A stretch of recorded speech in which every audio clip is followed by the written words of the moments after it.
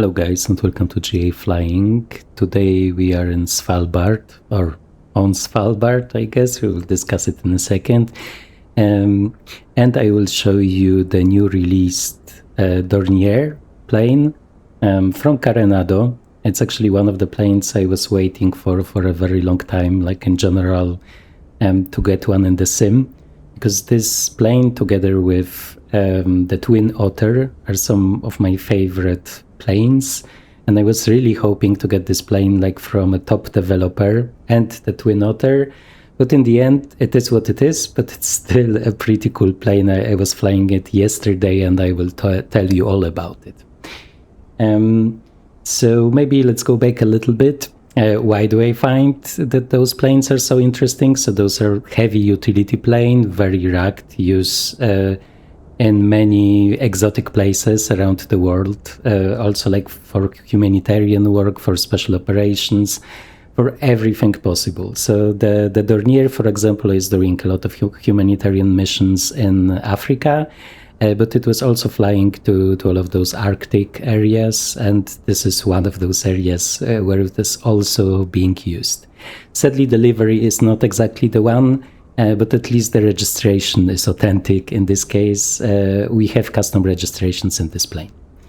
So maybe I will tell you the whole story later, but for now we can start with the plane. So you can only buy it on the marketplace, like most Carenado planes, I think. It's only for 2024. It is compatible with the career mode, and it's active. I mean, you can use it in charter operations. So this is the one that we're using now. You will see the whole cabin in a second, for skydiving. And then you can also see the skydivers here for cargo, and cargo is also modeled. And then med-evac for med-evac jobs. So 4 types of missions that you can do if you're using the career mode. For us, we will be just transporting some passengers in this like very, very special place. And let me show you the map for today. So for people that don't know where Svalbard is, well, you are not alone. I would assume many people don't know it. So in this case, this will be Longyear, so the northernmost city in the world. And we will be flying over the glacier here to something that is like more of a science outpost. In the case of this airport here you can see Longyear. This came with one of the world updates, so everyone can get this one for free. And the other one was downloaded from FlightSim.to. I will obviously provide a link for it. So this is like an authentic place where this plane was flying. So I think we will have some fun. I was flying around here and there are some just amazing views. With this, let me maybe go outside and I will tell you or show you all of the stuff. So as this is a native 2024 plane, you can obviously manipulate all of the parts here. Can I? I was able to. Yeah, I can. There are even some sounds. Nice. And don't forget the pitot covers. Nice. As with all 2024 native planes, you can operate like the steering surfaces, check if they are working correctly.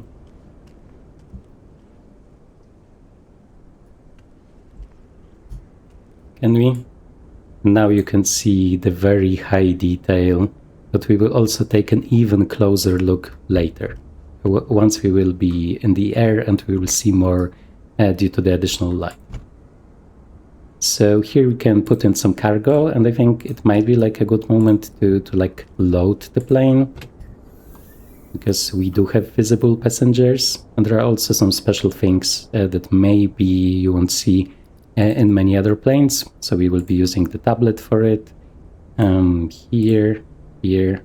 So first the passengers, and the nice thing is that when you use the slider, it doesn't just load like very light or very heavy passengers, but all of them, but it just loads some passengers, which I didn't really see in other planes done like this, but I really like it. So let's load people here. Okay. And now we also have cargo that we can load. and cargo is also visible. This is sadly the same bug that is there in the Kodiak, as they have used like those, not generic, but like those assets that come with MSFS. There's currently a bug, and if you are in areas with snow, it will also show the snow on the baggage. So let's just say that there was snow and it was loaded when it was snowing, I guess. There's also something that might be like a slight bug. I have also seen it in other 2024 planes. When we move back from the rear door, so this one, it will just close on its own. Maybe this is intended, but like I have seen it in some of the first versions of releases, and then it was fixed by the developers. So it's probably not intended to work like this. But in general, the model is just beautiful. And as I said, once in the air, I will show you more. You can also open this one, but as far as I know, baggage here is not modeled visually.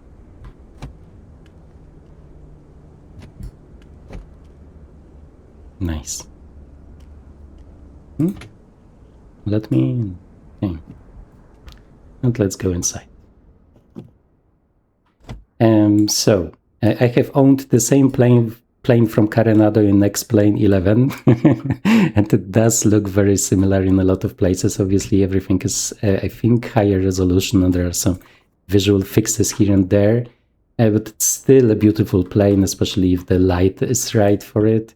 So let's just prepare everything, and I will tell you about like all of the history of Carenado and this plane once we will be in the air. So we need to get access to all of this. So we need just to put them down. Let me see if there's anything that I want to show you. Probably not. A very nicely modeled cabin. Even nicer if you can turn on the lights, but I will show you in a second. But this is something that Carenado is known about. And I know many people who are not maybe Carenado fans are now wondering, is it a good plane? Is it worth watching this video at all? So yeah, I was flying it yesterday and I had a lot of fun, but obviously if you have very high expectations regarding the fidelity of the systems, this is not a thing. Let's saying it's not as bad that it would be distracting if you just want to do some flights, so I will just talk about it. So first, let's get the batteries and then the master. And we should be getting the first sounds, which is nice. And the collision lights, the beacon, we already have the passengers, so let's make them close the seatbelts, right? Sit down. I really like the lights here on the top panel, so let me just move them up. Not sure how much we will see, but in general, this is one of the nicer planes when it comes to seeing lights during the day. And this is both when it comes to like interior lights and exterior lights. So here we have the starter master. This will go to ground, but first we need pump 1 and pump 1 for both of the sides. Let me see if there's anything else that I want. Not really. And with this is pretty much ready to be started. They do recommend to start with the right one. And I will tell you what will happen once we start. Maybe, because I know. So the avionics, let me just show you the avionic options. So here we have a new application here, and I would like the PMS because I do have it. So let me just activate it. And just to show you, the electronic flight display is also a thing. If you prefer it, you can use it. But we will just use the standard analog view. And this is as many options as there are. No additional options here, no additional settings, nothing. So pretty basic, but it's nice that we at least have those options. And this was a lot of talking. So when it comes to the levers, this is the power lever and this is the speed lever, which is also called the engine speed lever in many places. So just so you know, it's kind of a combined condition and RPM lever, like I think you can find in many regional airliners, for example. And this is like normal power lever. It does work as you expect. We have the beta here, which is kind of working, and the reverse here. And I will also talk about. You can get rid of those. Actually, tests are working. I can show you. Where was it? Is it? I'm blind now. Here, the light test. So we have the lights here. It's working. And even the gear light is working. Okay, a lot of talking, not enough starting. So we are on ground and we are starting. And I will tell you what will happen. Let me just get this view. So before we reach here, 10 RPM, we have to click this enrich button, because like the start is automatic, but it can happen that there will be a hang start, which apparently is popular in those planes, is common. So the enrich button is used before we reach 10 RPM up until the ITT will start rising. And then it can also happen that the RPM will get stuck, I think, between 18 and 28. I'm not exactly sure about the numbers. And then you can use enrich again. That's saying there are no failures here, so we'll only use enrich in the beginning. Sadly, there is no manual for this plane, like with all Carenado planes, so I had to just search for like the original real-life instructions in the internet, which are kind of easy to find because this is a very popular, very liked plane that was also in the legacy sims, so people on all of those forums, well, can tell you where to find it. Okay, now I got lost, so now this goes down. Does it? But no, this was the stop, so this one goes down. From this perspective, it's kind of I'm just talking too much. No, so this goes up. Sorry. I was starting it many times just without the talking. Okay. Let me do it like this. Okay. I'll just enable this one, and now we are watching for ITT to move, and then we will be able to disengage the button once it starts moving. I will just show you where everything is. Okay, it started moving here, so we can just disengage enrich. We will be looking for the temperature. So this starts pretty hot, and when I was looking at real life videos, it was also starting pretty hot. So in this startup area that is like behind the normal operation area pretty much. And there seems to be some simulation, because when I was holding the enrich button for the whole process, it was pretty much peaking here, which would be like a damaged engine, because you can see this is the limit here, the yellow one. Okay, so the starter has disengaged. And we can hear some additional sounds. Is it stabilized already? Not yet, so let's wait for it a little bit more.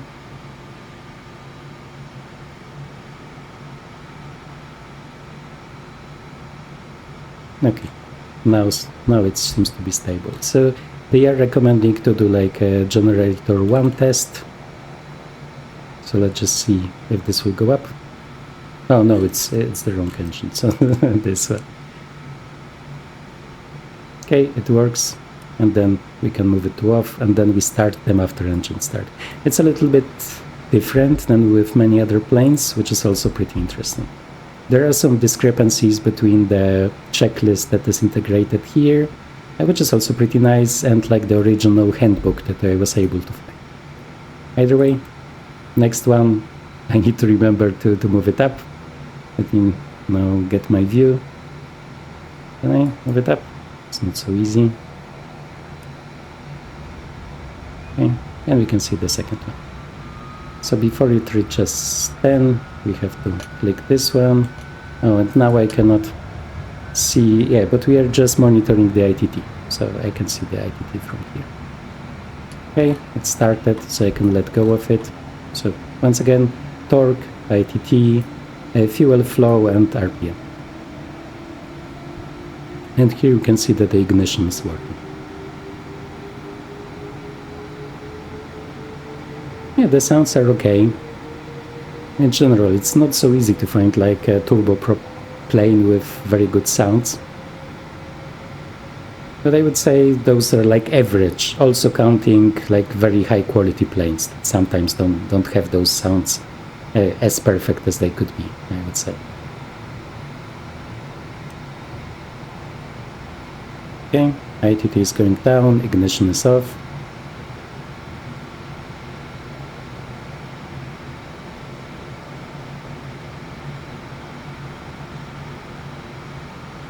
Okay, and it has stabilized, so we can go to the generator, and we should have the generator readings here. Yep, and now the inverters. Both go to on and should be going to green. Okay, so now flights, taxi light is down. What else? Is there anything that we need? Pitot hit not yet, and we can just secure the start. Nice. So let me go over the rest. I would need here. Oh, there is no European one? Really? Okay, so this makes it more complicated. So let's just go close to zero then. Because we have water, pretty much the sea, very close to us. So let me do it like this, just not to waste your time. Okay, so let's go over the stuff here. So this is the propeller sync, so not yet.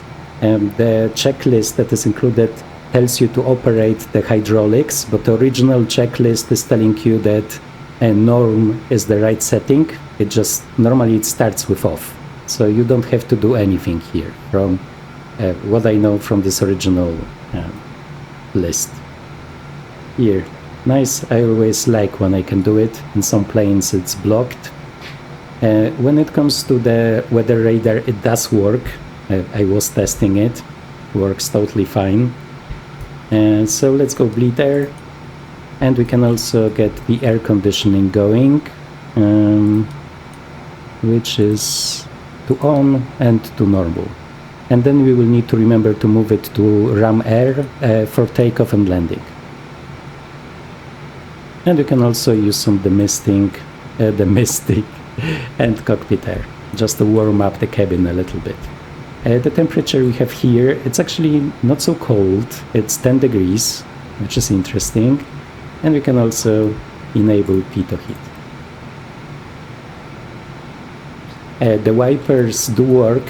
If there is rain, they are removing the rain. I also have tested it yesterday. With this we can get rid of this one. Will I need the switches here? There may be some of them, so let's do it like this. Okay, we can take a look at the cabin. I will also later show it to you with lights, actually, because with lights it looks much better. Very nice textures, like always with Carenado. If there will be some more light, it will be even more visible, but it's not clickable. As far as I could see, there were no clickable elements. I can actually show you how it looks with light. Just reset the view. Also pretty nice. That's saying for the takeoff we will just have a dark cabin. Where was it? Yeah. I like that I can control everything here. Okay, let's talk about beta, because normally you would taxi it in beta range. And so here there is beta. Let me just... So this is flight idle. Here there is beta, but it doesn't work for me. I think it's because I have some noise on the axis, because now I'm clicking thrust reverse, and sometimes it goes over the threshold and sometimes it doesn't. And I have seen discussions of people that they also had problems with custom hardware that they are using. So for now, if I want to do it, I'm just using the mouse.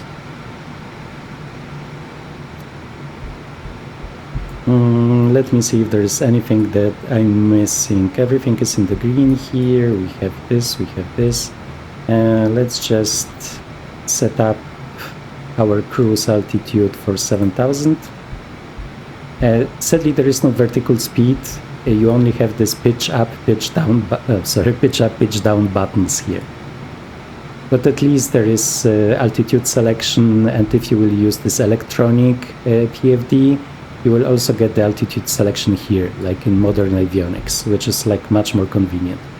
Here you have the DME to the closest waypoint, which in our case is the destination airport where we are flying to.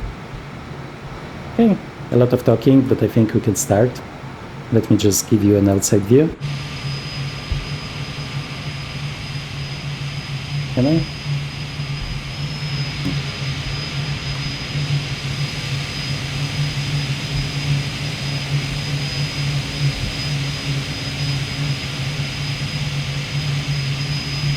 Can take a look at some of the detailing quickly.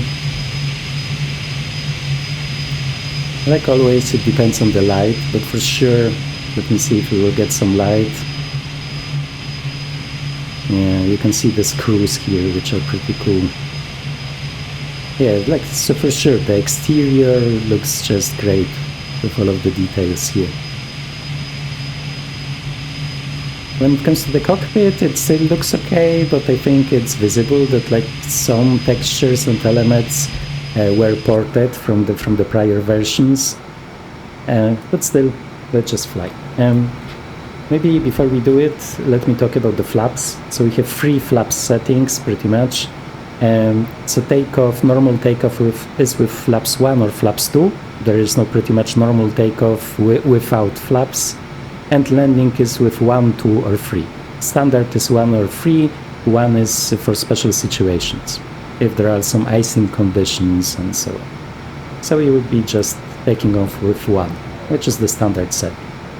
And rotation is around 85, 87.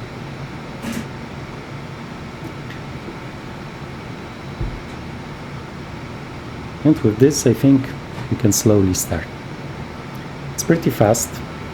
Because, yeah, sadly I do have a noise on this axis, so it will move back to... Did it? Yeah. Okay, let me check it once again. I think it should stay. Is it staying? Yeah, it is. So let me move here. So maybe there is like a way to add curves and stuff, and so to make it work even if you have like a noisy axis. That's saying I have the same noisy axis for all of the planes I'm flying, and it's not a problem at all in any turboprops. So it's probably because of how they have coded it. Well, the only plane where I have problems with it is the Phoenix. so the Airbus. Okay, so before we enter, let's just prepare everything. So I do want the landing lights, I do want the strobe light. Do I need everything here? No, not really. So starter goes to air, and here they want to move this back to ram air, so we will have more of the engine power, because less bleed air will be used. And I think we are ready. Let me just take a last look. If there will be like heavy rain and stuff, we will be also moving the ignition to continuous, which is also like a thing in many airliners, you probably know.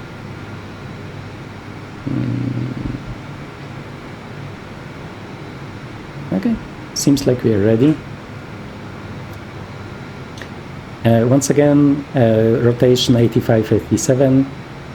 It's really a nice smooth rotation, so this is something that they have done really nicely. Because, as you know, like in many planes, it's like very janky. You have to pretty much like yank the plane from the ground. Here in all of the rotations I have done, which were not that many, but some, it was really nice and smooth. So we will see how this will work out.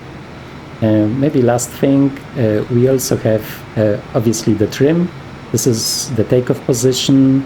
In the real handbook there are obviously like instructions for this provided, but I find the standard setting close to 0 works with the load that I was using, so around 50 to 60-70% load. Is it a crosswind? Okay. For some reason, the weather was supposed to be different. We were supposed to be pretty much getting headwind, but I think we can still manage it, hopefully.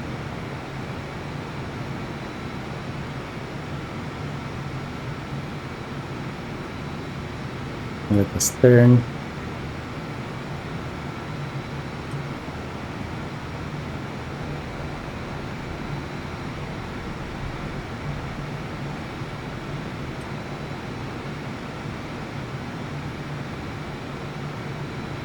Okay.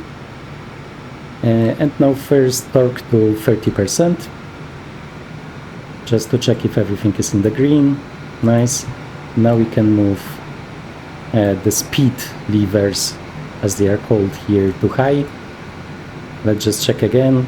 Is everything in the green? Let me just add some more power. In the green. Yeah, looks fine.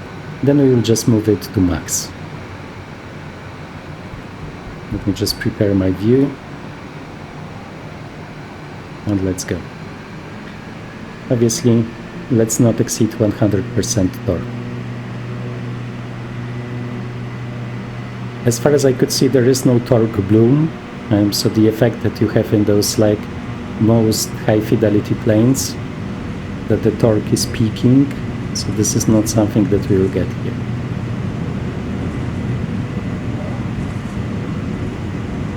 Okay. Oh, okay, so this was the crosswind effect that we normally get in MSFS, so it seems like it's still here. Maybe I should have applied more left aileron input. That's saying here up.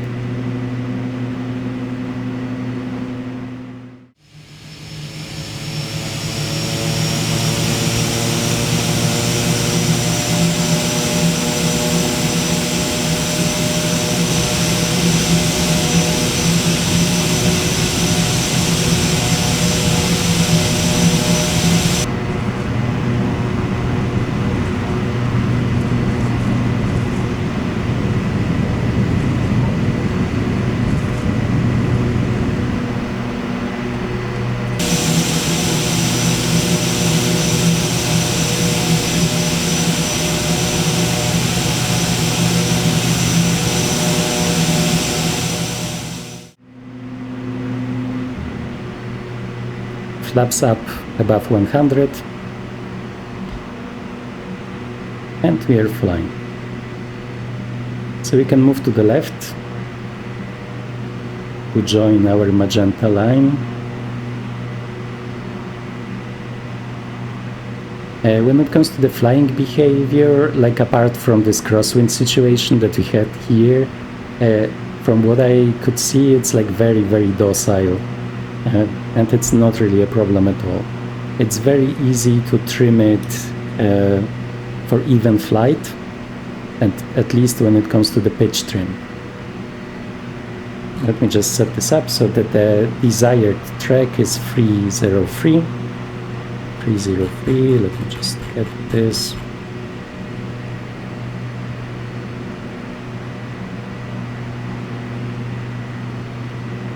Okay. Let's stay below the clouds.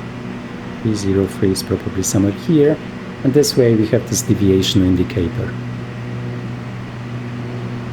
Actually, maybe I will go up.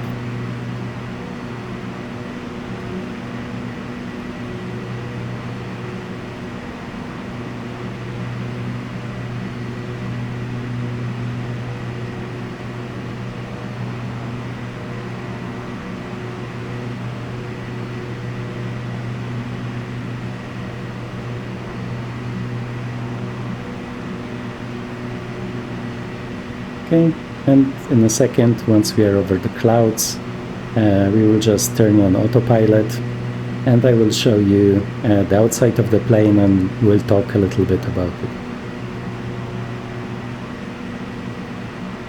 it. There is a yaw damper button, but there is like no yaw damper light, so I'm suspecting it's not a thing like in many old planes, but still we can try it and just hide it. So there's some noise here. Okay. What? Stall? Let me just make sure we are doing nothing wrong here. So one thing that I have observed is that it's really easy to stall once you are on short final. It's supposedly to stall with flaps out at 70 knots, according to the tables that I have seen, but it's very easy to reach it if you don't pay attention for a second. So in this case, I was just looking at other stuff and just got distracted, so it's very easy to get a very high climb speed with this one. Okay. So now let me turn on course. Now we can see some more of those cockpit textures, which look pretty nice. I do really like this blue, which I think is pretty unique. And I think you can just set up the autopilot then. So here, autopilot on, nav light, and altitude. And you can see the modes here. It's now capturing the magenta line with nav, and we have alt hold.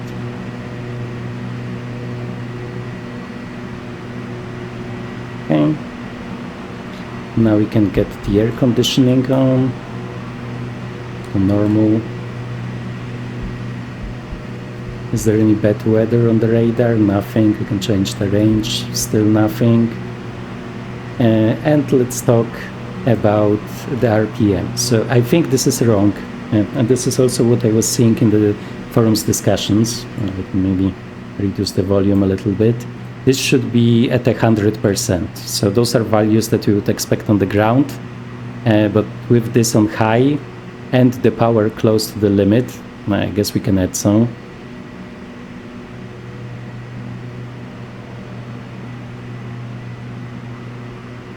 Well, actually, no, it's still not reaching 100%, and we are pretty much almost over the limit. So this should be closer to 100, and then you can move it to 96 maximum, down to 96 with the speed levers. So this is something that is not really happening, as you can observe. And some nice light here. We can take a look on the passenger view. Nice. And also the other side, also nice. Let me do an outside view. Maybe I will reduce the volume a little bit. Seems to be loud.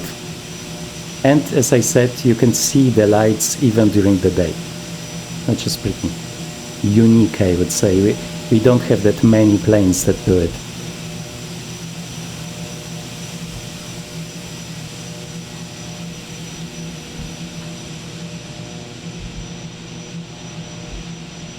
Nice riveting here.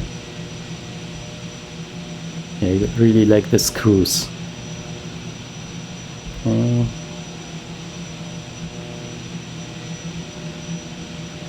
this is nice. So I especially like how the rear of the plane with all of the details was being done. Okay. Let's go to the front and also take a look at the lights. But I think no light is modeled. I think it's only the effect. So not perfect, but still really good. Let's take a look here. Yeah, it's a good amount of detail. Mostly on the gear and not really like in the gear bay. No push.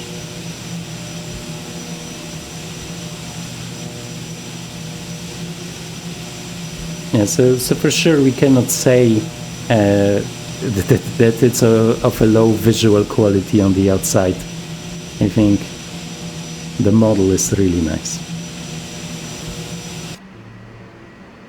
So in general, when it comes to the simulation, I think the only part of it which could be better would be the RPM. And I have seen like a real pilot that was also flying the Dornier in the past, and on the forums he was also saying this is not how this should work. So they should be closer to 100, like in all turboprops pretty much. And then you would just move it down with the speed lever, engine speed lever here. So they are pretty much always staying close to 97 and are ignoring the movement of the speed lever. As you can see, a pretty speedy plane. In this case, we are close to 200 knots. And we can load in 19 people, or I think 2 tons of cargo. I'm not sure anymore. Yes, so maybe let's talk about Carenado. As we are flying here, some turbulence. Maybe first let me get rid of the lights. And you can release the passengers. Do we want some anti-ice? I don't think so. Okay, so let's proceed.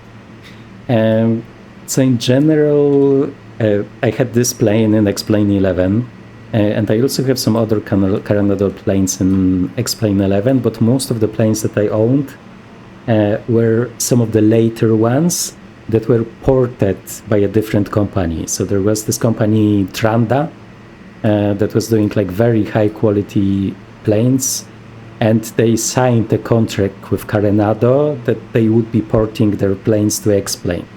But after they have ported them, they were of a much higher quality. They were like fixing most of the cheapish stuff.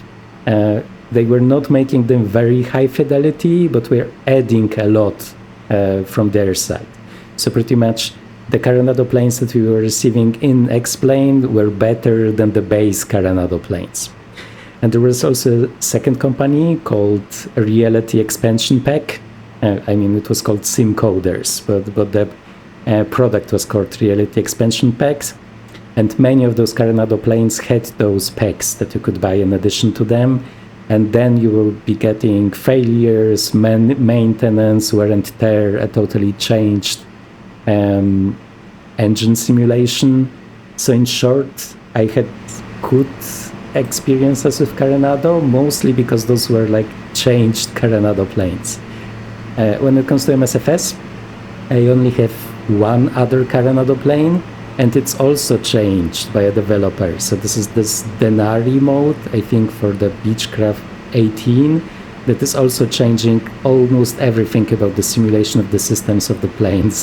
This is also not a pure Carenado plane. So it can be said that this is the first pure Carenado plane that I'm owning like for many, many years now. And to be honest, I like it. I mean, mostly because this is like the perfect type of plane for me. Like middle-sized, I can transport passengers. It's a utility plane. It looks rugged. It's unique in many ways, with this like strange priming here, and it just looks very atmospheric. And also, I would assume I could make a lot of money out of it in FS economy that I like to fly, because this is the perfect size of plane. So yeah, it is Carenado, but like apart from the RPM that is like very obvious, I don't really have a problem with anything else that I'm seeing, because it's like less obvious, so it's easier to ignore. When it comes to the flight model, as I said, it's very easy to use the pitch trim. It reacts very nicely if you want to just trim it for level flight. It does behave a little bit strange in wind conditions. That's saying I am flying with realistic turbulence, and like many planes are doing it. So I cannot really fault this one. Besides, oops, this is probably a little bit loud. Let me just reduce it. Besides, it does have a very original wing, which is actually a very advanced construction of the wing. So it's not only like super critical, so it could be, I think, used for flight above Mach 1, which obviously will never happen, but because of that, it has a lot of benefits that other wings don't have. From what I could read about it, it's using less fuel. It's easier to construct despite the more complicated construction, like that they can save worker hours from what they said, like on the construction and installation, and it's also using less money. But maybe because of the construction of this wing, it's supposed to feel a little bit different than other planes. So in the end, I have no idea, but it's plausible that it might feel different.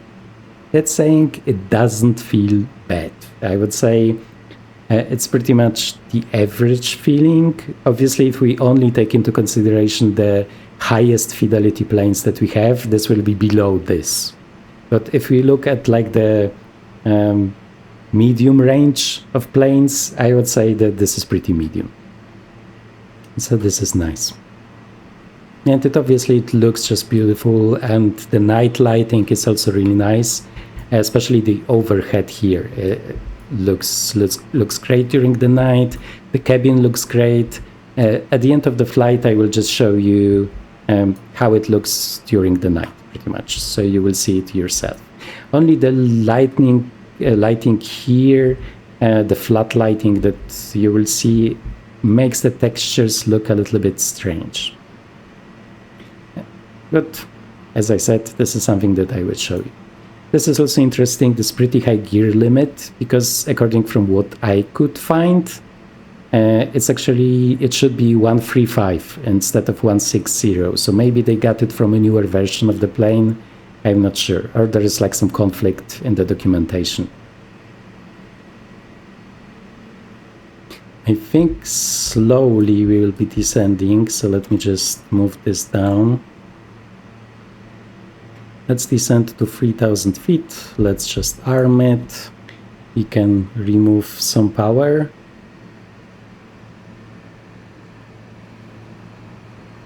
Okay, let's go to full.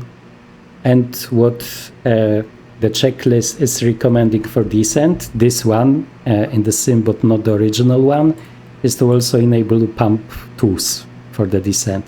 But this might be because the original one is not having the exact same construction of the tanks. So maybe this is just a variation of the plane. So if we want to descend, we need to get rid of altitude hold, which maybe is already a thing. Let me just see. Yeah, we can steer it. Okay, so as soon as you click altitude armed, you can use those pitch buttons, this like slider or whatever it's supposed to be. So I'm just going nose down. I wasn't sure because last time I was flying I was using the electronic one, which is a little bit different. I think there is no arm button, so I had to disengage alt, like old altitude, to be able to descend. But in this one it seems like it's enough to click arm here on this one. I'm not sure if we should be descending so fast because of the mountains before us, so let me just make the descent a little bit more shallow. Yeah. Okay, so nothing here. We can get the landing lights back up. Anything else? No, this is fine. And let's seat the passengers. And I guess I would like some anti-ice because we will be going through clouds. But there's an indicator. Do I want to descend now? I think I should wait. But here you can see there are some readings for the propeller anti-ice. So like some stuff is modeled. Let me just see the DME to our approach. 10 miles, so we are pretty close.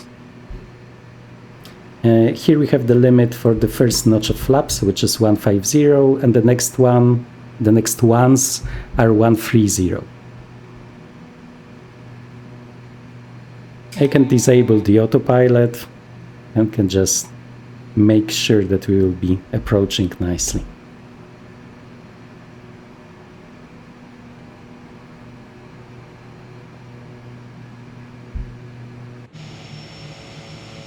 Oops, some turbulence exactly in the moment where I went to outside view. Not perfect. Yeah, but it's very, very docile. I mean, okay, today we do have those this turbulence that I didn't have during my prior flights. So it's a little bit harder to judge because the turbulence can be crazy in MSFS. But like yesterday, when I was flying, I think earlier in the morning, and there was like less sun, and because of this, there was less turbulence, it was very stable.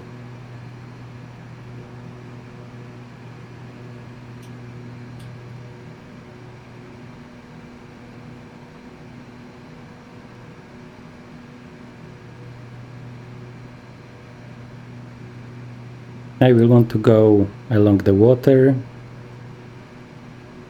because the runway is pretty close to it and along the water line. So yeah, when it comes to Svalbard, it's one of the most fascinating places, I would say, in the world. So I'm pretty interested in all of those northern countries. But I was not to Svalbard yet. It's very expensive, and it's also a little bit dangerous, or like potentially dangerous, because on Svalbard there are actually polar bears that are like actively hunting people. So it's not that it's just like an accident, the bear gets scared and then attacks somebody. They are just hunting for people. And this is also because when you are tourists to Svalbard, you do have to hire a guide that will be armed. So pretty much a guide, I guess, to be able to chase the bear away, right? Or kill it if needed. That's saying there aren't that many situations like this, and from what I know, every one of those situations gets investigated. There's like a special bureau for it. And so they are also not killing those poor bears, right? Because of no reason. When it comes to the icing effects, yesterday I did have windshield icing, so it works for sure. I'm not sure about the frame icing, right? All of those additional effects, wing icing, because I guess there was not enough ice to test it yesterday. But it for sure works on the windshield. Okay, and where is it now? So as I said before, this is a custom airport that is free from FlightSync.to, and there are a lot of details added here. Like last time when I was flying here, so like not yesterday, but flying a different plane, there was not that much snow here, so you could see a lot of the mountain detail, which by the way looks great, and also the runway detail. So if you want to see it, you can just change the time of the year to summer, and then you will have less snow here. Still some snow, but like not everywhere. Here down. And the approach speed is around 100 from what I can see. So we went flaps 2. I think we are too high. We should be going, and it's very easy to stall it, so we need to also remember about the speed. Nice. It seems like there is like some nice sun. We are just not seeing it because of the tan of the windshield.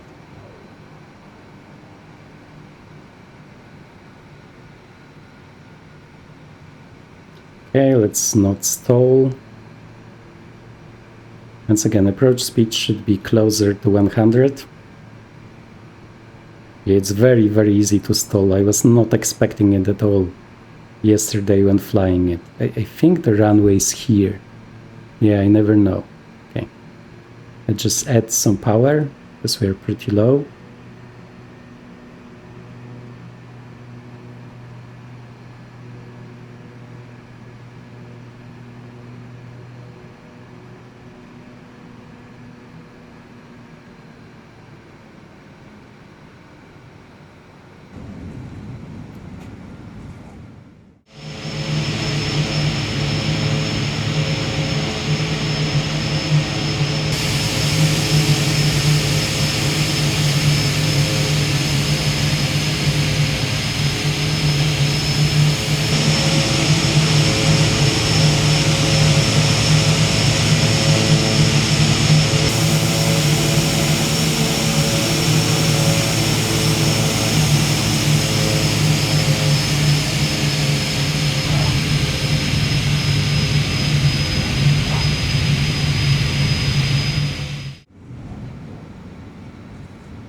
Okay, nice landing. I'll just brake. Sadly, I cannot go reverse. They can just show you. I hope it will be visible, so you will at least get the sound of it. I mean, I hope it will be audible. And we can also see the effect. And you can hear pretty much the reverse sound that you can expect. We can go outside view. Nice. So, some very powerful reverse effects here. I'm not sure if it's not the first time I'm seeing it. And maybe I'm not flying on snow so much.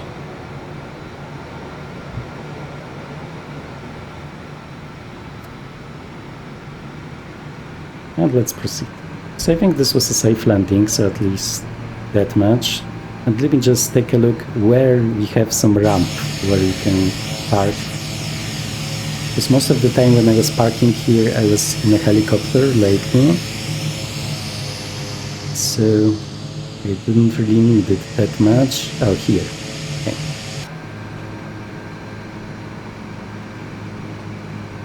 So I'll just move around. Oh, very nice. Some nice detail.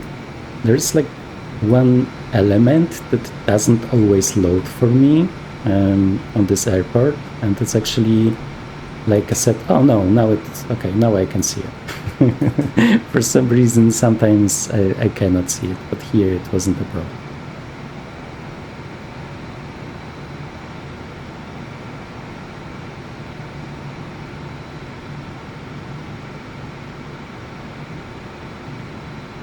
Okay, and this is what this plane is made for. Flying in exotic places. It's also often used in Lukla, so this like extreme airport in the Himalayas close to the Mount Everest.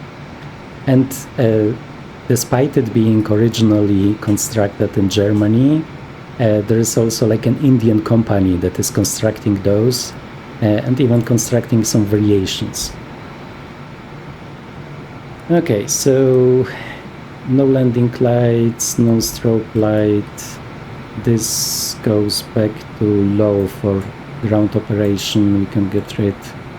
Oh, okay, I know why we didn't see anything, because it was in standby mode. Obviously, if you put it on, you will see something if there will be bad weather. We can now get rid of all of the avionics. I really like that this works. Because even in many like high fidelity planes, it's blocked. You cannot put it to off. So it's great that it works here. So now this moves to ground operation, and I guess we can just use the checklist. So otherwise I will forget something for sure. So power levers are on ground. Yep. Brakes, okay. Engine speed too low. It is too low. Lights as required, anti-ice goes to off. Oops, good idea. Just put everything to off. Selector switch is moved to ground. It is. Avionics we have turned off. Flaps are up. And the trims for everything are in the green. Okay, so shutdown checklist. There was really not much taxiing. So normally we would do what we have done now, then we would tax, but it was just like a minute for us. So hydraulics go to off. Look. And as you can see, it does work, which is nice. One thing that I have forgot during the cruise is this synchro phaser, which is like a very cool 70s name for what is pretty much propeller sync. So this one we could use during the cruise, but obviously it was talking too much. Normally put it to on for cruise and off for landing and takeoff. Okay, so fuel boost pumps go to off. All electronic equipment goes to off. Do we have an avionics master switch?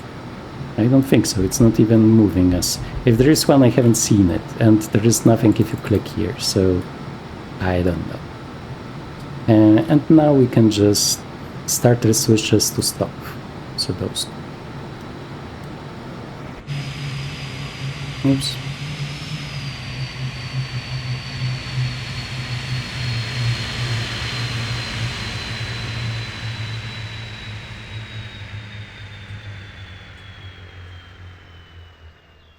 Okay, honestly, this was actually pretty good.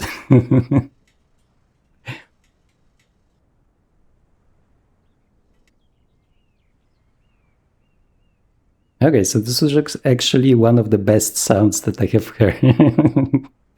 Okay, nice. I wasn't expecting it. So let's go back inside.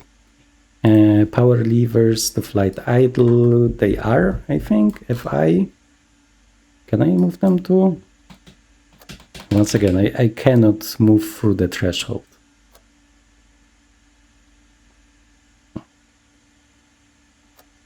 It's strange. Okay. Lights off. So beacon light off, nav lights off. This is okay. Let's proceed. Master switched off, but not yet, because as I said, I wanted to show you the night lighting. Sadly, in Svalbard currently, there's this like polar summer, so there is no night here at all.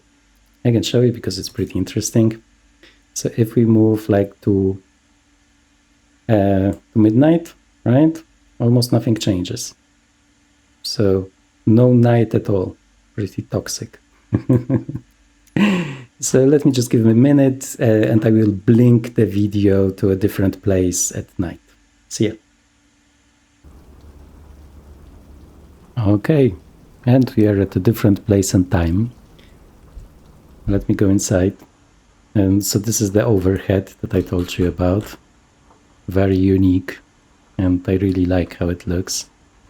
So this is, as I said, this flat light that makes some of the textures. Actually, today it's fine. Yesterday when I was looking at it, it was making some of them looking a little bit like washed out, but it seems to be perfect. And you don't need to have it so strong, like for real night flying. You can just reduce it, and then you will have only the lights here. So here you can see the difference, but once again, I think this looks really great. Let me go here, so we also have the same light here. You can click on the breakers, but like at least the ones that I have tried are not doing anything, so you can just play around with them. But I did try some random systems and they were still working, so I don't think there's much to it. So I really like the cabin, especially when you're like flying and look back into the cabin. It looks really interesting, really atmospheric, like this one. And you're really getting sleepy, like you're starting to think, shouldn't you be like at home in bed? And this is the half setting, so only some of the lamps are on, but you can also go full setting. And then you will also get the ones on this side. The signs are also animated. Just show you here. And this also is a pretty nice picture. So I sometimes like to travel from the perspective of the passengers, and in this one, especially because of all of those like high-res textures, it looks really nice. So this is another point that I really like. Obviously, not everybody likes cabins, but in this case, it's just like it's a look back and it's already pretty atmospheric. Okay, so I guess we can finish up. Let me take a look at my notes if there's anything else that I wanted to share. No, so let's sum up. I was waiting for this plane for a long time. I was hoping it would come from like a top developer, very similar to the Twin Otter. Sadly, it didn't happen. Similar like the Twin Otter. That was first from Aerosoft, which actually I should have bought, but I made the mistake of not buying it because I was thinking it's such a popular iconic plane that somebody else will do it. Sadly, it didn't happen. But now there is like a great mod for this Aerosoft Twin Otter, if you have it. that is overhauling most of the systems, and it makes it very, very high fidelity. So if you have purchased it in the past from Aerosoft, you are lucky because you can improve it a lot for free. Then came the one from MSFS that has no improvement. I was flying it a little bit, but I'm not that much of a big fan. I think it's still fun, but with so many like super high quality planes out there, it's not as fun to make me fly it much. And the Dornier, I was also hoping for a top developer because it's also pretty iconic, especially among flight simmers. Sadly, it didn't happen, but still, as I said, apart from the RPM that like is always in front of you and like seems suspicious if you look at it, you don't really notice all of the rest, and it's still a lot of fun. And I think especially if you are flying career mode with those 4 types of jobs that you can get and with those people that you can pack into it, I would hesitate to say that it's a good purchase. Actually, I will be flying it more. I think I think I like it, which I wasn't really expecting from a Carenado plane that is not improved. Because as I said, in the past, all of them that I was owning were improved in some way. This is okay. I hope they might fix it, because people said there is a way to report bugs, even if they are often not fixing them. But maybe there is the chance. So obviously, if you are flying only high fidelity planes, you will not like it. But if you are also fine with sometimes flying like the medium quality range of planes, I think this comes close to being acceptable, and at the same time is very unique, very atmospheric. We won't probably get a better one. So I would consider. Okay, I hope you had fun. I hope it was interesting, and I see you in future GA flying videos. Thank you very much. Bye bye.